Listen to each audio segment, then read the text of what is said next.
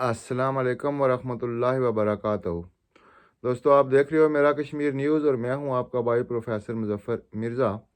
दोस्तों, आज की वीडियो में उन लोगों के लिए मालूमात दे रहा हूं जो इंग्लैंड में किसी न किसी तरीके से वर्क परमिट वीज़े पे पहुंच आए हैं और आगे उनको क्या मुश्किलात पेश आ रही हैं और मुस्तकबिल में उनको क्या मुश्किलात पेश आएंगी। दोस्तों, इंग्लैंड में आने वाले वो ऐसे लोग जिनमें तकरीबन 70% लोगों के वीज़े ख़तरे में पड़ गए हैं, क्योंकि वो लोग जो वर्क परमिट पे आए हैं और वो कंपनियां जिन्होंने उनको वर्क परमिट दिए हैं वो कंपनियां एक फ्रॉड कर रही हैं, मसलसल एक फ्रॉड कर रही हैं। और लोगों को जो वर्क परमिट पे आए उनको इस बात का भी पता नहीं चल रहा है, लेकिन कम अज़ कम 2 3 4 महीनों के बाद ये सारा फ्रॉड सामने आ जाएगा, क्योंकि यूके गवर्नमेंट ये वो हुकूमत है जिन्होंने पूरे बरे सगीर बल्कि पूरी दुनिया पे हुकूमत किया और लोगों को मशहूर, लोगों में ये मशहूर है कि इनका सूरज गरूब नहीं होता था। और आज हम लोग इनको धोखा देने की कोशिश कर रहे हैं और ख़ासकर पाकिस्तानी, हिंदुस्तानी और बांग्लादेशी लोग इस हुकूमत को धोखा देने की कोशिश कर रहे हैं। लेकिन हुकूमत की सारी एजेंसियां अब इस रिसर्च में पड़ गई हैं कि किस तरह धोखा हो रहा है और किस तरह इस धोखे को रोका जाएगा।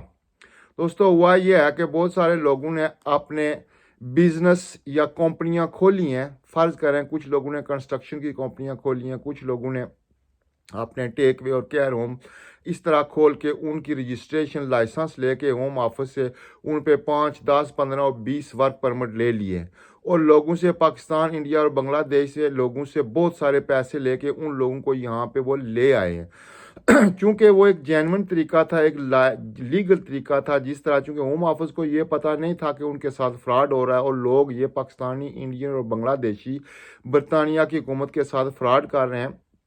इन लोगों ने बहुत सारे पैसे बना के पाकिस्तान, इंडिया और बांग्लादेश से बहुत सारे मासूम लोगों को यहाँ पे ले आए हैं और अब उनको उनके अपने रहम करम पे छोड़ दिया है। अब ये कंपनियां क्या कर रही हैं? ये कंपनियां ये कर रही हैं कि अगर 15 बंदे एक कंपनी में आए हैं तो 15 बंदे वो बाहर काम कर रहे हैं, वो खुद अपना काम ढूंढ रहे हैं और महीने के बाद वो 15 बंदे आके उस कंपनी को जो बराए नाम खुली हुई है उसको अपने सारे पैसे देते हैं, वो अपने बैंक में डालते हैं। बैंक में डाल के थ्रू बैंक जब उनका टैक्स काट के उनको वेजेस दे दी जाती है। मिसाल के तौर पर एक बिल्डिंग कंपनी है, उसके 15 वर्क परमिट जारी हुए हैं। अब वो 15 बंदे उस बिल्डिंग कंपनी में काम तो नहीं कर रहे हैं, वो किसी टेक वे पे, किसी रेस्टोरेंट पे, किसी और जगह पे, किसी फैक्ट्री में काम कर रहे हैं। वहाँ से जो उनको वेजेस मिल रही है वो उस बिल्डिंग कंपनी के मालिक को दे रहे हैं बाई हैंड। अब वो बिल्डिंग कंपनी का मालिक क्या कर रहा है? वो पैसा बैंक में डाल रहा है। बैंक में डाल के वहाँ से वो चेक काट के या उस जो जो बंदे उसके साथ हैं उनके अकाउंट में वो ट्रांसफ़र कर रहा है टैक्स काट के। एक तो ये है कि उन लोगों का टैक्स ये रायगान जाएगा, या वो बिल्डिंग कंपनी वालों ने आपने कुछ अकाउंटेंट उनको पैसे दे के हायर कर लिया है और उनको उस अकाउंटेंट के थ्रू वेजेस स्लिप बना के वो तनख्वाह दे रहे हैं।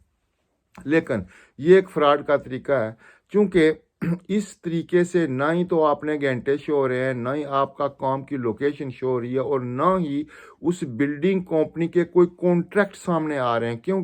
वो पैसा कहाँ से आ रहा है इसका कोई पता नहीं है। आप लोग, वो लोग जो यहाँ पे आ गए हैं वो काम करके वो जाके पैसे देते हैं उस कंस्ट्रक्शन कंपनी के मैनेजर को या उस मालिक को या उस बंदे को जिसने उनको यहाँ पे मंगाया हुआ है, और वो बंदे सीधे बैंक में अकाउंट डाल के आपकी वेजेस दे देते हैं।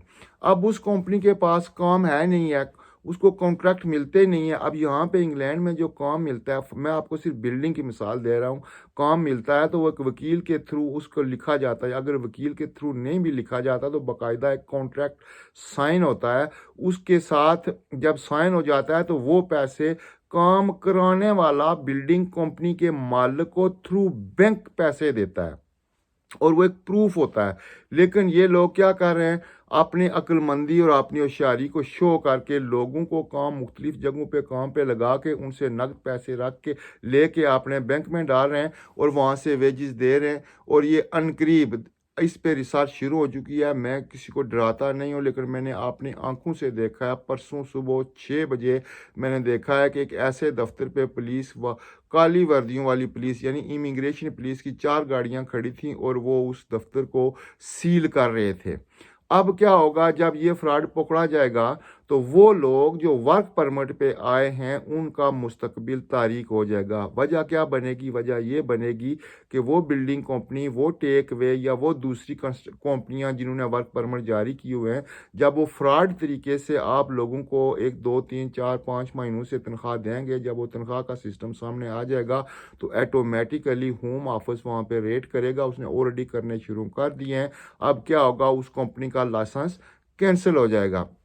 جب اس کمپنی کا لائسنس کینسل ہو جائے گا تو وہ سارے لوگ جو یہاں پہ ورک پرمٹ پہ آئے ہوئے ہیں ان کا ریکارڈ ہوم آفس کے پاس موجود ہے، وہ آپ کے موجودہ پتے پہ یا جو پتہ آپ نے شو کیا ہوا ہے وہاں پہ آپ کو نوٹس جاری کریں گے یا آپ کو ای میل کریں گے یا آپ کو لیٹر لکھیں گے کہ آپ اپنا 3 مہینے کے اندر اندر نیا اپنا کانٹریکٹ رینیو کرا لیں، کوئی اور کمپنی ڈھونڈ لیں، کوئی اپنا سپانسر ڈھونڈ لیں۔ اگر 3 مہینوں کے اندر اندر آپ نئے رولز کے مطابق اپنا سپانسر نہیں ڈھونڈ سکیں گے تو دوستو پھر کیا ہوگا؟